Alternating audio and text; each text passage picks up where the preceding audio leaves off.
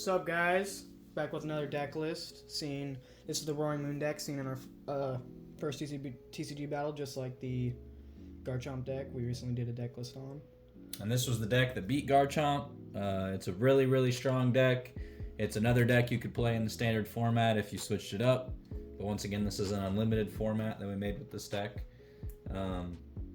And so yeah, we're gonna get into the list here for you guys. So you can take a screenshot of all the cards right now, but we will be posting a card list in the description for all you to, if you just want text. So let's get on with it. All right. So the main attacker in this deck, really the only attacker in this deck that you're really gonna want to be attacking with, is Roaring Moon.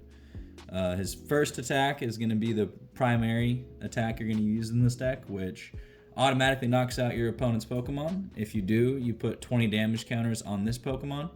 But when you run Protection Cube, it eliminates you doing damage to yourself. So essentially, you're just hitting for free knockouts. And the deck runs multiple ways of accelerating energy, so it's really easy to get out 3 Dark Energy. His second attack as well, if you didn't happen to have Protection Cube, does 100 damage, and you can discard a Stadium to do 120 more. So a solid attack there as well. We'll get into Moltres V. This is a big support Pokemon. With its ability is once per turn, you can attach a Dark Energy to it from the discard pile. So this deck also runs Battle Compressors, just like the Garchomp deck. There's going to be multiple trainers that you're going to see throughout all of our deck profiles. So you can Battle Compress Energy, accelerate them with Moltres V.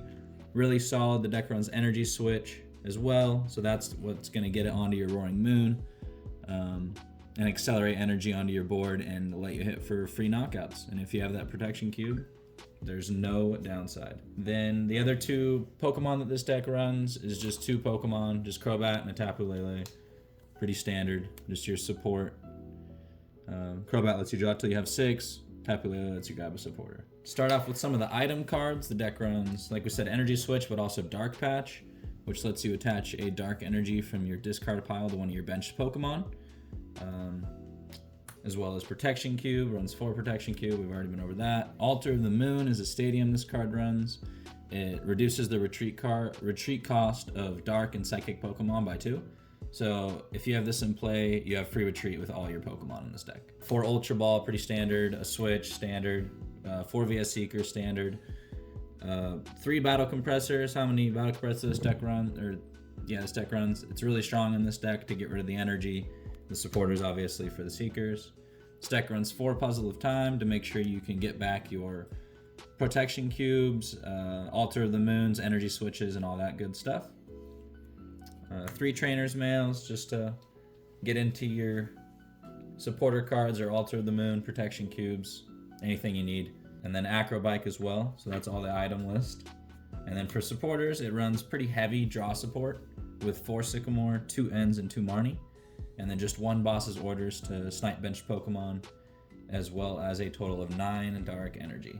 So that is the entire list, and we'll show you a little bit of a test run of the deck to show you how it's supposed to run. Yep. So this would be an ideal first turn for Roaring Moon. Ideally, you're going to want to go second with this deck. There's a very good chance that you're going to power up your Pokemon and be able to hit for a knockout on the first turn, especially if you happen to start Moltres V. Like I said, this is going to be an ideal start. But you would start Moltres V with an energy. You would attach for turn. You would Battle Compress. You would get rid of 2 energy probably, and some sort of supporter card, maybe a Sycamore, an N, Marnie, whatever it was.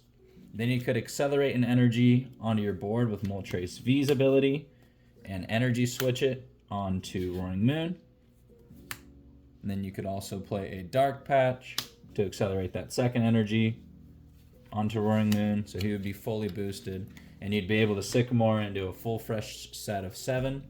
So you might draw into a Protection Cube then, or a Altar of the Moon would be another great card to draw into.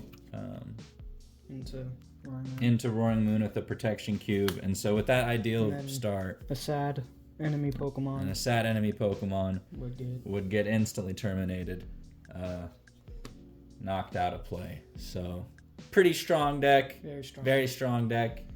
It definitely has some bad matchups, but if the Pokemon that it's fighting against is like is it two-shotting, it's really bad. yeah. On Roaring Moon specifically. If Yeah.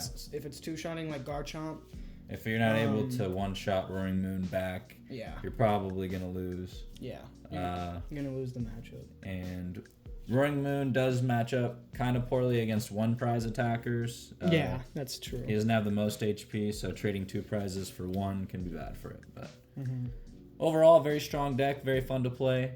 And if you watch our first battle where it played Garchomp, you'll see just how strong it can be. So go ahead and like and subscribe if you guys want, and vote on our latest poll. We plan on posting that next battle here in the next couple days. Yep, so very, very soon. just go ahead and vote on that today if you guys want to see it.